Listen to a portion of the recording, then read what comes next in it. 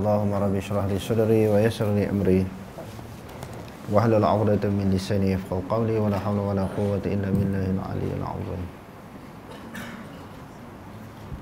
Allahumma la sahla illa ma ja'altahu sahla wa anta taj'alul husna in syi'ta sahla. Rabbi yassir wa la tu'assir wa atmim bil khair. Amma ba'd.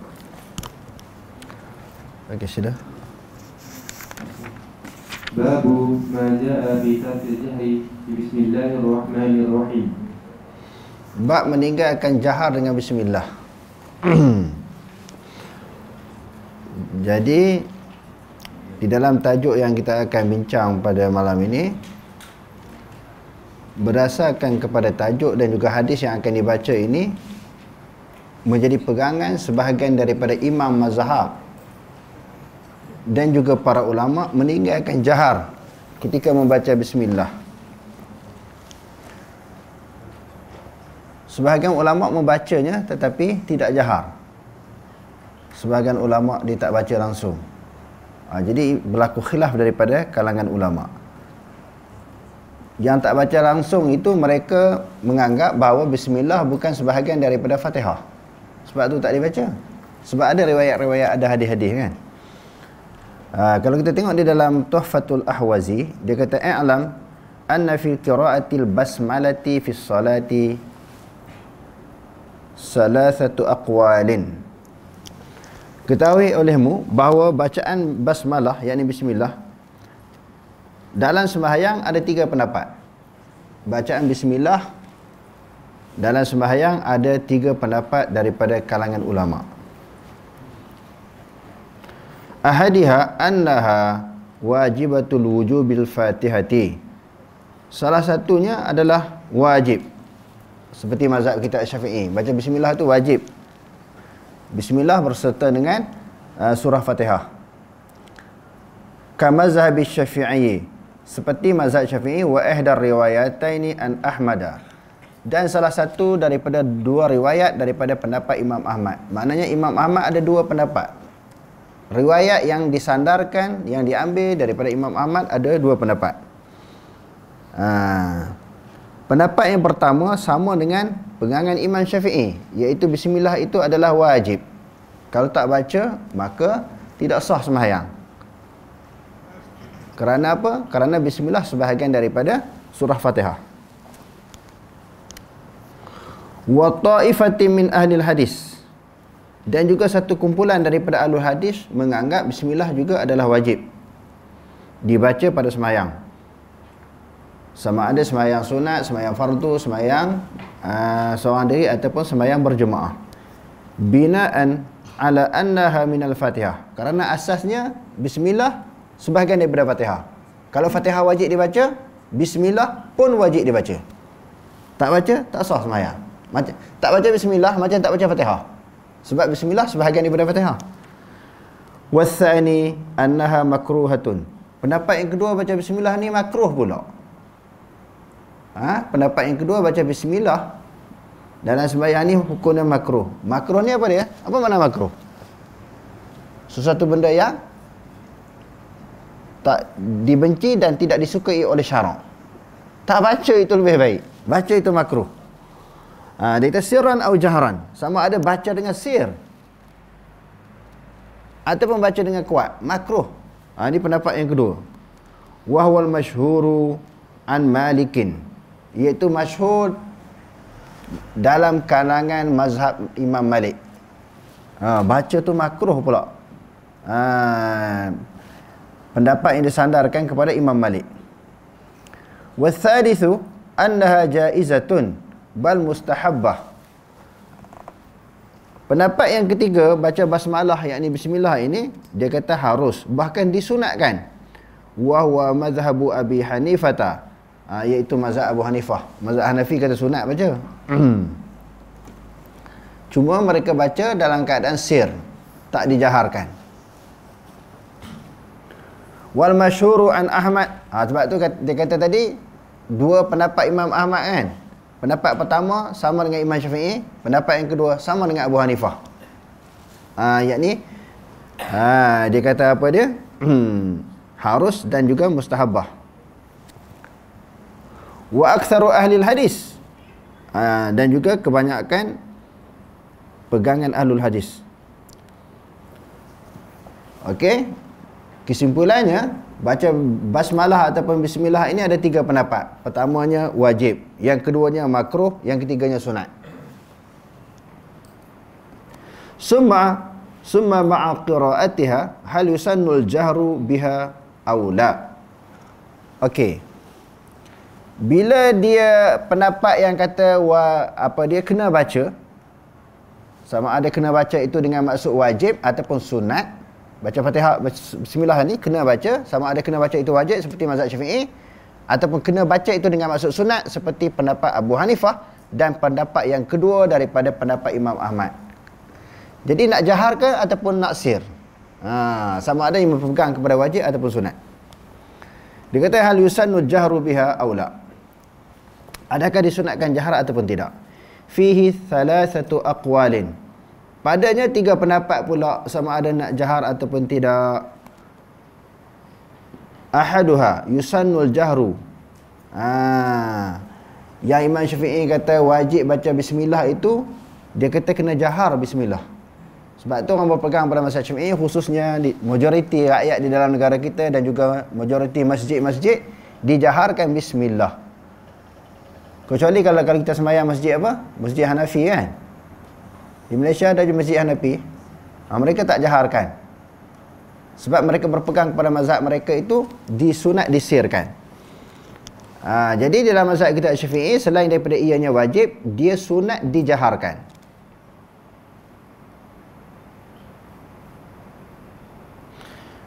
Wa man wafaqahu, Imam Syafi'i kata sunat dijaharkan, dan sesiapa yang muafakat, yang setuju dengan pendapat Imam Syafi'i, maka mereka menjaharkan bismillah. Wathaniyu la yusannul jahru. Pendapat yang kedua tidak disunatkan, bismillah baca tapi pelan, lepas tu terus alhamdulillah. Macam di Mekah kan, dia bismillah tu dia baca untuk dengar diri sendiri, imam tu, lepas tu dia terus kepada alhamdulillah. Baca-baca tapi baca dengan pelan. Wa bihi qala Abu Hanifah. Ini pendapat Abu Hanifah, dibaca bismillah tetapi pelan. Wa jumhur ahli hadis, juga pendapat jumhur ahli hadis. Wa ra'yi, dan juga ahli ra'yi. Wa fuqaha'il amsar. Wa fuqaha'il amsar maknanya ahli fiqh sepanjang zaman. Wa jumhurum wa jama'atun min ashabi Syafi'i, dan pendapat satu kumpulan daripada mazhab Syafi'i. Apa dia? Maknanya disunatkan jahar. Disunatkan jahar. Wa qila mukhayyarun bainahuma wa huwa qawlu Ishaq ibn Rahawai wa ibn Hazmin wa kadzalika fi nasb ar-rayah. Dan dia kata pendapat yang ketiga pula mukhayyar, diberi pilihan sama ada nak baca kuat ataupun nak baca pelan bismillah ni. Sama ada nak baca kuat ataupun baca pelan, diberi pilihan.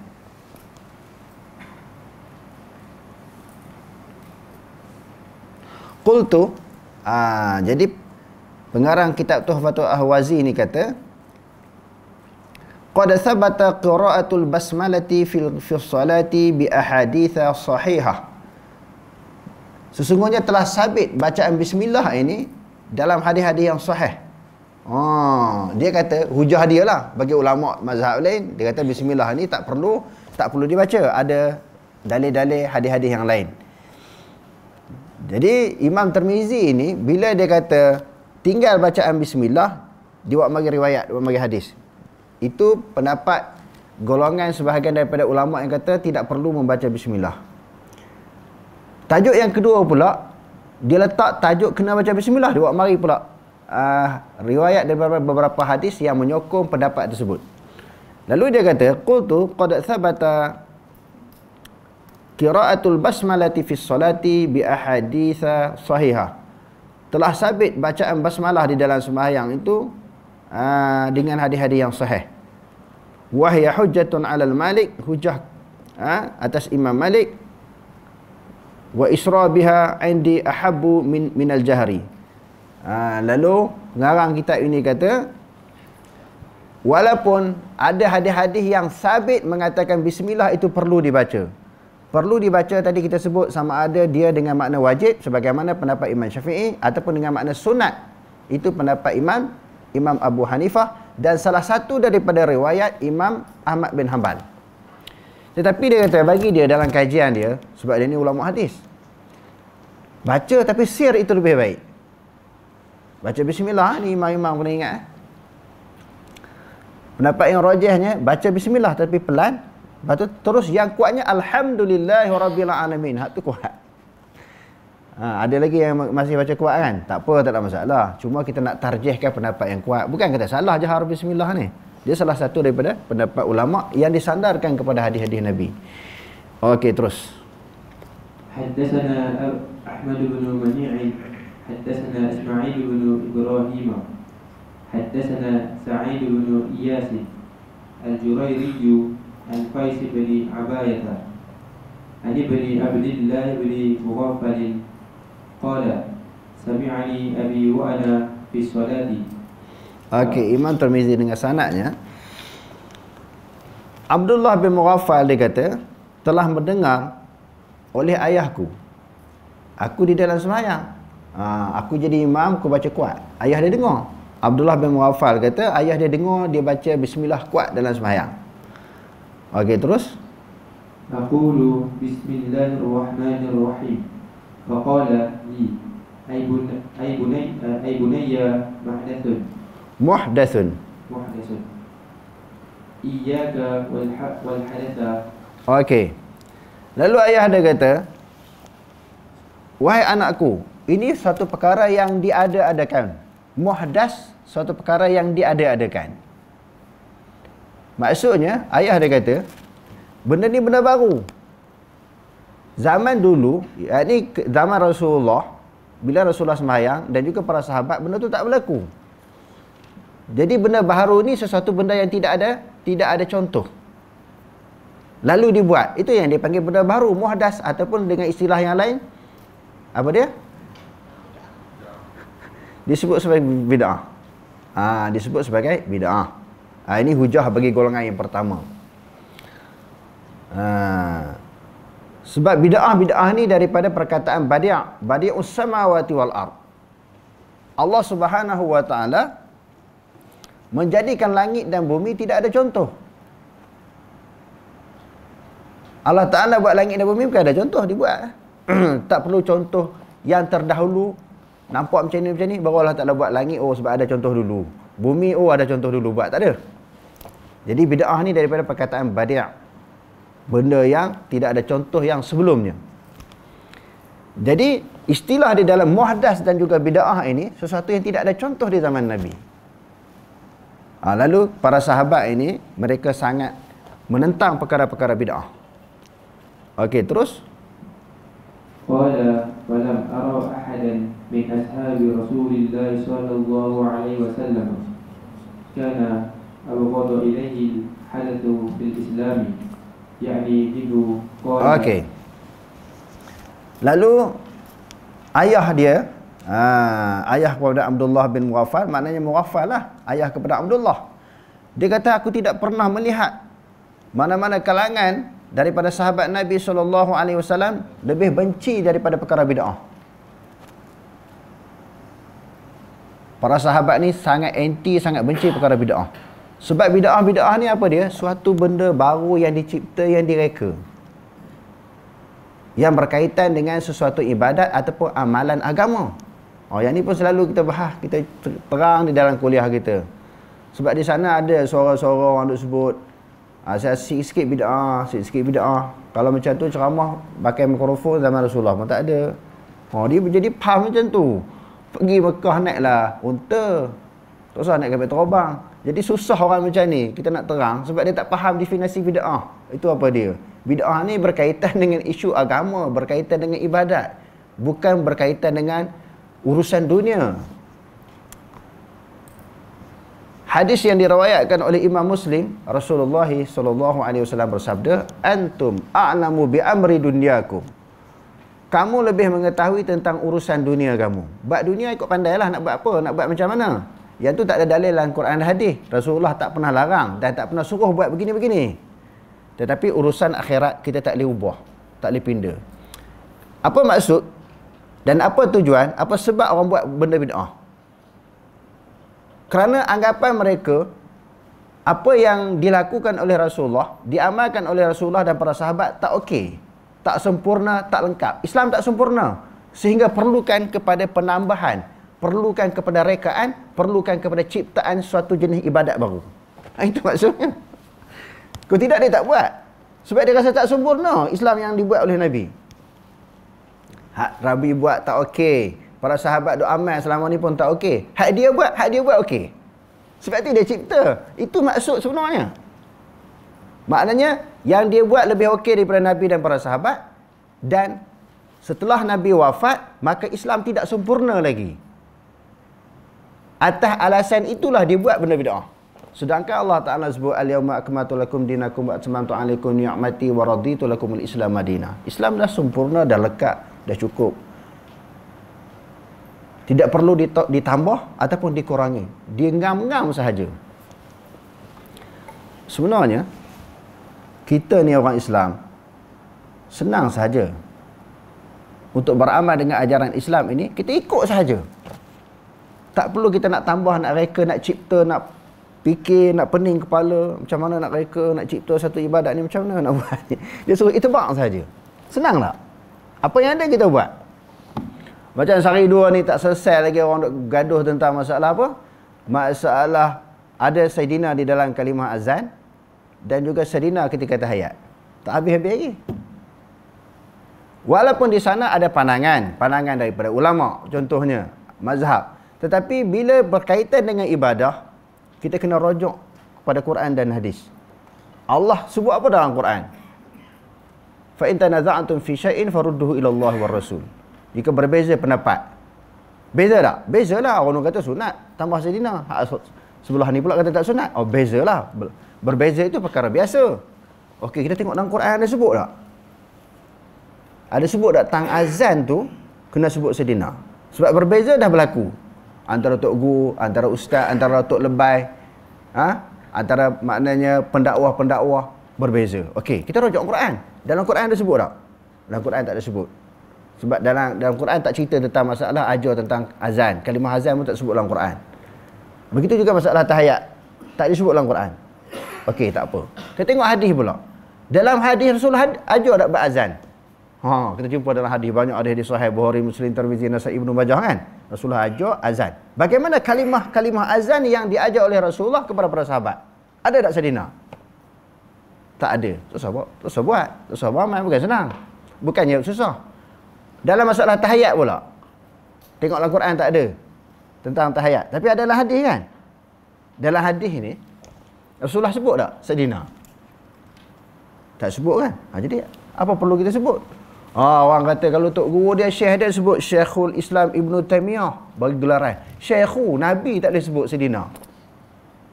Sayyidina ni apa makna? Tuan, ketua kan? Kalau geng dia sebut Syekh, Allamah, ada lagi istilah-istilah Sahibus Samahah. Tapi tang Nabi tak boleh sebut. La ilaha illallah. Tu tak reti tu, nak kena mengaji. Itu gelaran bukan dalam sembahyang. Kita pun tak sebut Syekhul Islam Ibn Taymiyah kita kata hayat. Kita tak sebut. Kita tak sebut Sahibus Samahah. Al-Perkasa kan, ada jawatan. Kita tak sebut dalam sembahyang. Kita sebut di luar. Tak boleh nak beza di dalam ibadat. Dalam azan dan juga di dalam sembahyang itu ibadat. Di luar gelaran kita panggil yang berhormat ke, MB ke, Tan Sri, Tiang Sri. Sekarang ni orang dapat jawatan. Ada seorang individu, dia pertama menerima pingat. Baguslah. Itu di luar sembahyang. Bukan dia terima gelaran pingat tu dalam sembahyang. Jadi di luar sembahyang, gelaran itu tak apa. Ni dia kata yang kepada pemimpin dia, tokoh dia, dia bagi gelaran yang melambung-lambung. Tapi dalam Rasulullah tak boleh pula. Rasulullah sendiri tak sebut dalam sembahyang Sayyidina, dan juga di dalam di dalam azan. Jadi ringkas cerita ni, apa yang Rasulullah tak ajar, tak buat, jangan kita duk tiru. Jangan kita duk buat. Sebab kita tengok di sini, ayah kepada Abdullah bin Mughaffal ni, dia kata sahabat paling anti lah, paling benci benda-benda yang ditambah di dalam agama. Sebab apa kita sebut tadi? Kerana orang yang tambah agama ni, dia menganggap bahawa Islam yang dibawa oleh Rasulullah dan para sahabat ni tak lengkap, tidak sempurna.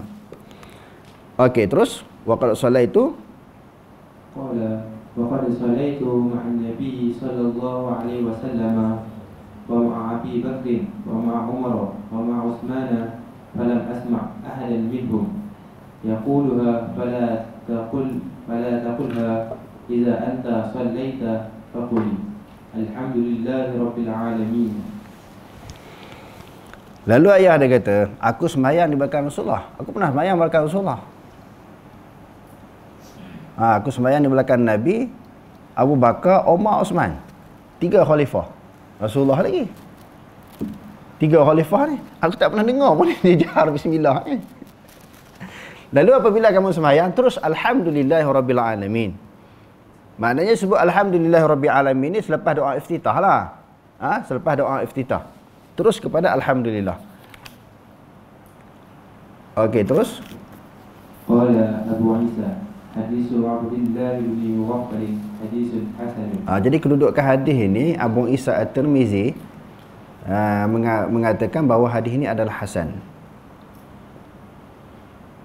Okey, terus. Wal 'amalu 'alaihi inda aktsari ahli ilmi min ashabin Nabi sallallahu alaihi wasallam. Dan beramal di atas ini hadis di sisi kebanyakan ahlul ilmi. Ahlul ilmi ni maknanya para ulama lah. Daripada kalangan ahlul ilmi itu siapa dia? Daripada kalangan sahabat Nabi sallallahu alaihi wasallam. Sebahagian sahabat itu siapa dia? Abu Bakar, Umar, Utsman dan Ali. Wa man ba'dahum minat tabi'in. Dan golongan yang selepas daripada mereka daripada kalangan tabi'in pun tidak menjaharkan bismillah. Okey, terus. Wa bihi yaqulu Sufyan ats-Tsauri wa Ibn Mubarak wa Ahmad wa Ishaq. Dan pendapat ini juga dipegang oleh Sufyan ats-Tsauri, Ibnu Mubarak dan juga Ahmad dan juga Ishaq. Okey, terus. La yarawna an yajhara bi bismillahirrahmanirrahim. Mereka berpendapat tidak dijaharkan bismillah. Okey, terus. Qalu wa yaquluha fi nafsihi. Mereka berpendapat baca bismillah tu baca, bukan tak baca sebagaimana yang kita sebut tadi. Tapi baca untuk diri sendiri dengan makna pelan. Pelan ni untuk kita dengar sajalah. Untuk dengar diri sendiri. Okey, terus. Babu man ra'a al-jahra bi bismillahirrahmanirrahim. Bab golongan yang berpendapat perlu dijaharkan, sunat dijaharkan bismillah. Okey. Golongan yang pertama kata tak sunat, mereka berpegang dengan beberapa hadis Nabi. Golongan yang kedua kata sunat, mereka juga mempunyai alasan-alasan yang tersendiri daripada hadis Nabi SAW dan amalan para sahabat. Jadi kalau kita belajar Tirmizi ini, di samping kita dapat belajar hadis, kita dapat melihat perbezaan pendapat ulama. Dan juga bagaimana cara imam-imam mazhab mengeluarkan pendapat, menyokong mazhab mereka. Contohnya mazhab Syafi'i, dia kata wajib kena baca bismillah, dan bismillah itu pula perlu dijaharkan. Dia dengan alasan-alasan dia, dengan hadis-hadis yang dia jumpai dan yang dia kumpul. Bagi ulama yang kata tak jahar pula, mempunyai alasan yang tersendiri daripada hadis-hadis Nabi juga. Okey, terus. Haddatsana Ahmad bin Abdah at-Tabi'i, haddatsana Mu'tamir bin Sulaiman qala haddatsani Ismail bin Hammal an Abi Khalid an Ibn Abbas qala kana an-nabiy sallallahu alaihi wasallam yaftatihu salatahu bi bismillahirrahmanirrahim. Imam Tirmizi dengan sanadnya daripada Ibnu Abbas radhiyallahu anhuma, dia kata adalah Nabi sallallahu alaihi wasallam membuka sembahyangnya dengan bismillahirrahmanirrahim. Tadi dengan alhamdulillah. Dalam riwayat yang kedua kata Nabi baca bismillah. Nabi membaca bismillah, bukan terus kepada alhamdulillah. Okey, terus. Qala Abu Isa هذا حديث ليس إسناده بذاك. Cuma ulasan Imam Tirmizi, hadis yang kata Nabi baca bismillah tu tak kuat. Dia riwayatkan, dia laporkan, tetapi dia buat ulasan hadis ni tak kuat. Oleh kerana tak kuat, sebab itu sebahagian daripada kalangan ulama tak berpegang dengan hadis ni. Mereka berpegang dengan hadis pertama tadi. Maka terus kepada alhamdulillah. Okey, terus. وقد قال بهذا عدة من أهل العلم من أصحاب النبي صلى الله عليه وسلم. Okey. Dan sesungguhnya telah berkata, maknanya telah berpegang, telah berpendapat sebahagian daripada ahlul ilmi daripada kalangan sahabat Nabi SAW. Sahabat Nabi itu siapa dia? Abu Hurairah, Ibnu Umar dan juga Ibnu Abbas, Zubair dan golongan yang selepas daripada mereka, iaitu daripada kalangan tabi'in. Mereka berpendapat disunatkan jahar, ra'au jahra bismillahirrahmanirrahim. Mereka pula berpendapat disunatkan jahar. Di dalam pengajian-pengajian kita yang lepas, kita dah bagi penjelasan di antara hadis-hadis dhaif yang boleh diamalkan. Bukan kata hadis dhaif itu semua kita tolak, tak boleh beramal, tak. Di antara syarat untuk membolehkan beramal dengan hadis-hadis sahih, hadis-hadis dhaif adalah hadis dhaif itu diamalkan oleh sahabat.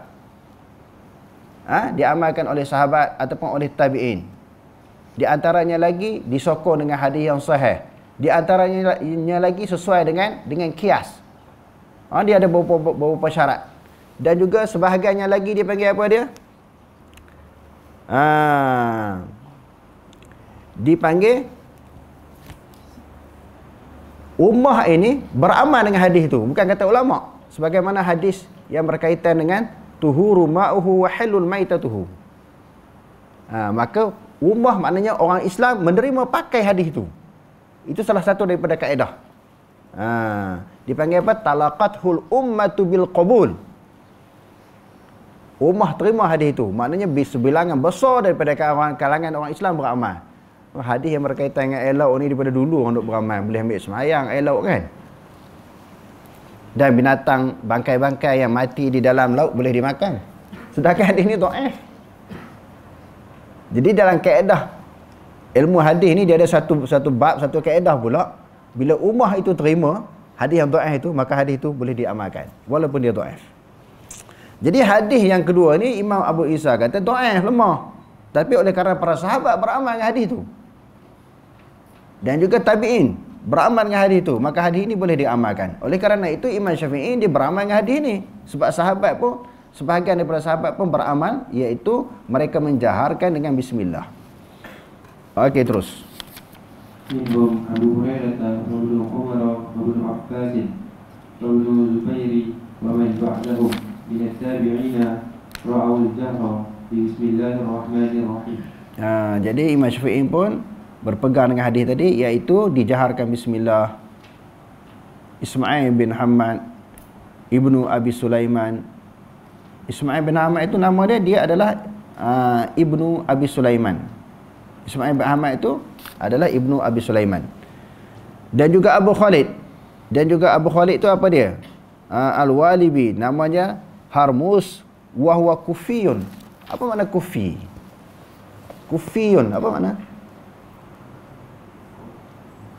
Basriyun. Ada banyaklah kita berlalu hadis-hadis yang kita baca lepas. Kufiyun maknanya dia orang Kufah. Okey, terus. Bab yang seterusnya. Babu ma jaa fi iftitahi qiraati fi alhamdulillahirabbil alamin. Bab membuka bacaan dengan alhamdulillah. Terus. حدثنا قتيبة حدثنا أبو عوانة عن قتادة عن أنس قال كان رسول الله صلى الله عليه وسلم وأبو بكر وعمر وعثمان يفتتحون القراءة بالحمد لله رب العالمين.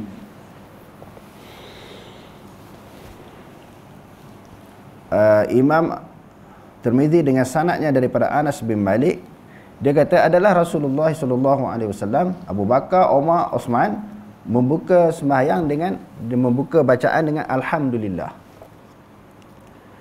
Jadi maksud daripada hadis ini, sebahagian ulama kata, ada sebut sini ulasan Imam Syafi'i. Ada sebut sini ulasan Imam Syafi'i. Sebahagian ulama kata terus alhamdulillah lah. Dia kata di sini membuka sembahyang dengan alhamdulillah. Maka tak baca bismillah. Bismillah pun tak baca.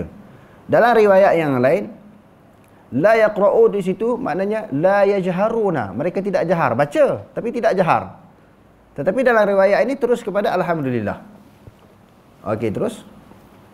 Qala Abu Isa, hadza haditsun hasan sahih. Ini adalah hadis hasan sahih.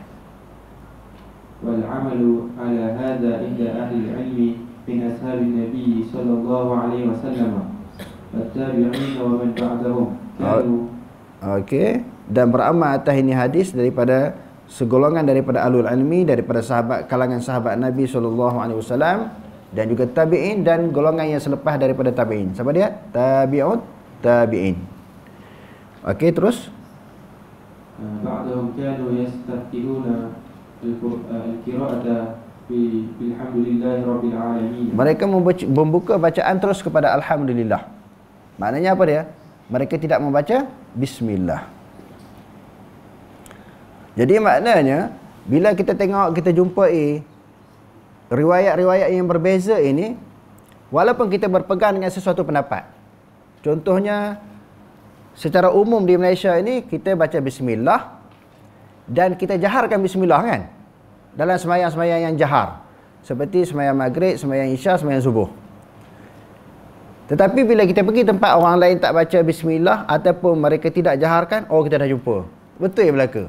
Ini khilaf mazhab kerana perbezaan itu semuanya didasari, diasaskan dengan dalil. Jadi kita tak terkejut beruk lah. Kita tak terkejut beruk. Kenapa aku baca Malaysia aku dengar macam ni, di tempat lain pula tak baca. Tak baca ataupun tak dijaharkan. Jadi kita tak terkejut beruk sebab kita dah jumpa dia punya dalil dia. Okey, terus. Qala Syafi'i, innama ma'na hadzal hadits anna an-nabiy sallallahu alaihi wasallam wa Abu Bakr wa Umar wa Uthman kanu yaftatihu al-qira'ata bilhamdulillahi rabbil alamin. Okey, Imam Syafi'i kata makna hadis ini yang Rasulullah kata alhamdulillah tu,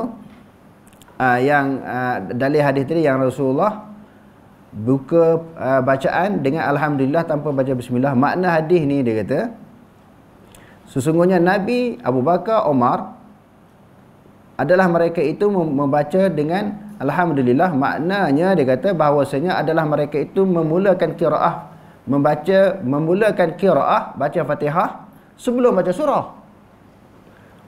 Maksud mereka itu terus alhamdulillah, maksudnya baca Fatihah dulu baru baca surah. Itu maksudnya membuka Fatihah itu membuka bacaan dengan alhamdulillah. Bukan tak baca bismillah. Dia pegang dengan takwil. Imam Syafi'i pegang hadis ini dengan takwil. Adapun golongan pertama yang terus baca alhamdulillah, dia kata di sini wa qila ma'na kanu yaftatihuna bihadzal lafzi tamassukan bi zahiril hadithi. Jadi pengarang kitab Tuhfatul Awazi kata mereka berpegang kepada zahir hadis. Apa maksud zahir hadis? Zahir hadis kata Rasulullah dan juga Abu Bakar, Umar, Uthman ini terus alhamdulillah. Mereka pegang zahir. Maknanya apa tuan-tuan? Tuan-tuan engguk-engguk biarlah engguk faham. Maknanya Quran hadis ni ada ketika boleh pegang zahir, ada ketika ditakwilkan. Yang kita selalu dengar tak boleh pegang zahir hadis, tak boleh pegang zahir Quran. Jadi kalau kita mengaji, kita jumpa beberapa tempat boleh pegang zahir. Kadang-kadang Imam Syafi'i sendiri pegang zahir hadis, pegang zahir Quran. Sebab tu dalam usul fiqh pun ada perbahasan pegang secara zahir. Memang sebahagian daripada ulama ada bab pegang secara zahir, ada bab pegang secara tafsiran ataupun takwilan. Kalau tak boleh pegang langsung secara zahir, itulah yang jadi Syiah. Syiah ni semua dia pegang secara takwil. Wattini wa zaituni wa turi sini. Wattin demi Sayyidina Ali dan juga Fatimah dan juga Hasan Hussein. Sedangkan wattini wa zaitun. Tuan-tuan baca tafsir Syiah. Kita tafsir di dalam ajaran Syiah, tuan-tuan baca. Tak kena mengena ayat tu. Tengok terjemahan. Orang yang tak kerti bahasa Arab pun boleh faham. Watini wa zaitun. Demi buah tin dan buah zaitun. Dia terjemah demi Sayyidina Ali dan demi Fatimah. Itu sebab apa? Tak nak pegang secara zahir. Syiah dan juga golongan Batini, mereka ada tafsiran tersendiri. Mereka ada tafsir sendiri. Tafsir Batini dipanggil. Ini yang bahaya ni. Setengah-setengah orang tu dia terpengaruh dengan ajaran Syiah, dengan ajaran Batini. Tak boleh pegang zahir, tak boleh pegang zahir, nanti sesat. Jadi Syiah dah confirm sesat. Semua nak pegang secara takwil. Bahaya tak bahaya? Jadi kita tengok bagi ulama yang kata terus kepada alhamdulillah tanpa membaca bismillah, sama ada jahar ataupun sir, kerana berpegang kepada zahir hadis. Maksudnya boleh berpegang kepada zahir hadis dan juga zahir daripada ayat Quran. Okey, terus. Ma'nahu annahum kanu yabda'una bi qira'ati Fatihatil kitab qabla surati. Walaysa ma'nahu annahum kanu la yaqra'u. Jadi bukan makna mereka tak baca. Itu pendapat Imam Syafi'i. Maksud hadis tadi mereka baca Fatihah dulu sebelum surah. Okey, terus. فكان الشافعي يرى أن يبدأ بسم الله الرحمن الرحيم وأن يجهر بها إذا جهر في القراءة. Jadi pendapat Imam Syafi'inya bahawa dimulakan dengan bismillah dan dijaharkan.